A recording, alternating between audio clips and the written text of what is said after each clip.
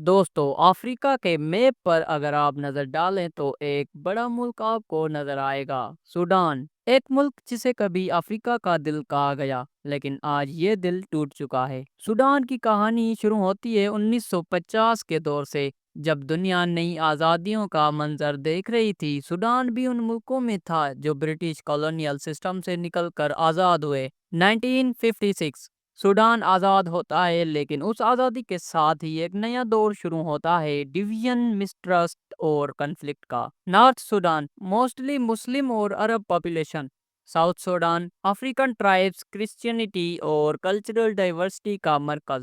یہ دونوں حصے ایک ملک میں تھے، لیکن دلوں میں فاصلہ ہمیشہ رہا۔ کالونیل حکومت نے ان فاصلوں کو اور گہرا کیا۔ ڈیوائڈ اینڈ رول کا سسٹم چلا، جہاں نارتھ کو پاور دی گئی اور ساؤتھ کو نیگلیکٹ کیا گیا۔ یعنی آزادی کے بعد انصاف کبھی ایکولی ڈیوائڈ نہیں ہوا، اور یہی تھا پہلا بیج سول وار کا۔ 1955 میں پہلی جنگ شروع ہوتی ہے، فرسٹ سوڈانیز سول وار، ایک لمبے دور تک چلی، 1972 تک۔ Thousands of lives last. پھر ایک پیس ایگریمنٹ ہوتا ہے، ایڈیز ابابا ایگریمنٹ، تھوڑی سکون کی سانس، لیکن یہ سکون بھی زیادہ دن نہیں رہتا۔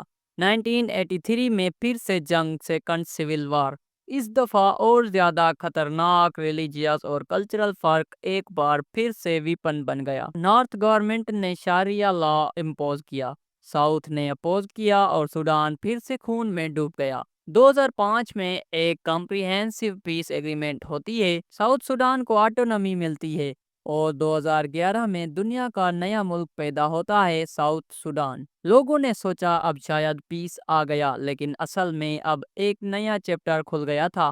سوڈان اب چھوٹا تو ضرور ہو گیا تھا، لیکن اس کے اندر ہی زخم اور بڑے ہو گئے تھے۔ ساؤتھ الگ ہوا، لیکن نارتھ کے اندر ایک نئی ٹینشن ابھرنے لگی، اکنامک کولapس، کرپشن اور ڈکٹیٹرشپ۔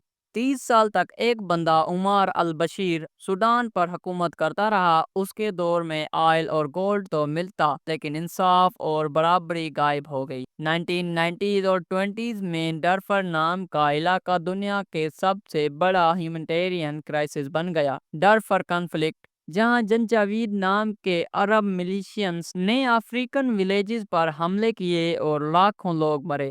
بشیر کی حکومت پر وار کرائمز کے الزام لگے، انٹرنیشنل کرمنل کورٹ نے وارنٹ تک ایشو کیا، لیکن پاور کا نشہ ایسا تھا کہ کوئی رکاوٹ کام نہیں آئی۔ اسی کنفلکٹ کے دوران ایک نیا فورس ابھرتا ہے، ریپڈ سپورٹ فورسز، RSF۔ یہ اصل میں وہی جنجاوید گروپس تھے جنہیں حکومت نے ایک یونیفارم اور نام دے دیا۔ RSF کا لیڈر محمد حمدان ڈاگلو، جسے سب ہیمیدتی کہتے ہیں، ایک ڈیزرٹ کا بندہ، لیکن ایمبیشن سے بھرا ہوا۔ دوسری طرف سوڈانیز آرمی کا کنٹرول تھا، جس کا کمانڈر تھا جنرل عبد الفتاح البرہان۔ یعنی ایک طرف ٹریڈیشنل ملٹری، دوسری طرف ایک پرائیویٹ ملیشیا جس کا اپنا دھندا اور طاقت دونوں تھے۔ ان دونوں نے مل کر بشیر کو 2019 میں ہٹا دیا۔ پورا سوڈان خوش تھا، لوگوں نے سوچا اب نیا سوڈان بنے گا۔ لیکن دوستو، یہ خوشی تھوڑی دیر کے لیے تھی۔ ریولیوشن کے بعد ایک ٹرانزیشنل گورنمنٹ بنی، سویلینز اور ملٹری دونوں نے مل کر چلانا تھا، لیکن پاور شیئرنگ کبھی ایزی نہیں ہوتی۔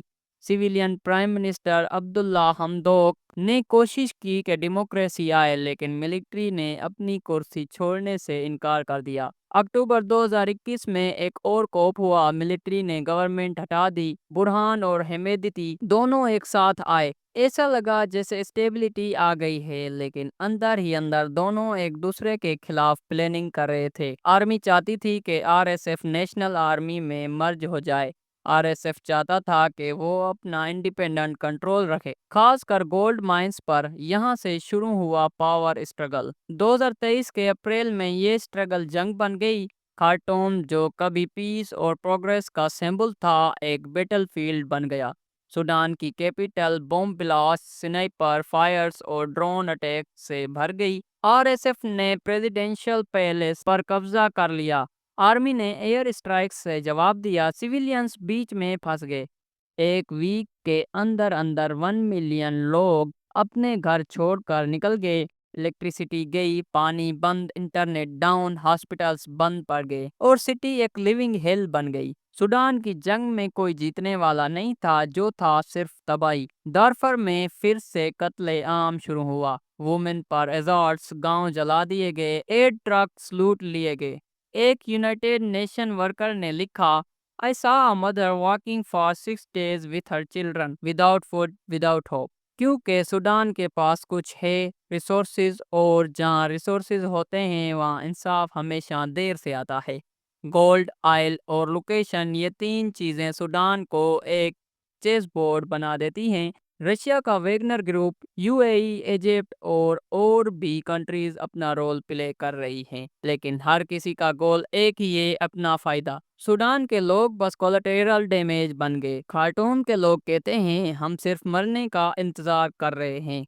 हॉस्पिटल्स में ऑक्सीजन खत्म, मेडिसिन्स नहीं, डॉक्टर खुद मर रहे हैं। चिल्ड्रन माल न्यूट्रिशन से गुजर रहे हैं और international media mostly silent. Sudan के जर्नलिस्ट ने लिखा, if Sudan had white faces the world would have cared. ये लाइन सब कुछ कह देती है। फिर भी उम्मीद पूरी तरह से खत्म नहीं हुई। सूडान के यूथ, वुमेन और एक्टिविस्ट्स अब भी सोशल मीडिया के जरिए सच बता रहे हैं। चाहे इंटरनेट बंद हो, वो मैसेजेस किसी न किसी तरह पहुंचा देते हैं। उनका कहना है, हम जंग नहीं चाहते, हम सिर्फ अपनी जिंदगी वापस चाहते हैं। सूडान का फ्यूचर अब उन लोगों के हाथ में है जो इंसानियत को पॉलिटिक्स से ज्यादा मानते हैं। और ये तो सिर्फ कहानी का पहला हिस्सा था। दोस्तों, अगला पार्ट कोलैप्स एंड ह्यूमैनिटी, जहां हम देखेंगे कि कैसे पूरा मुल्क ह्यूमन ट्रेजिडी में बदल गया और दुनिया ने क्यों मुंह मोड़ लिया।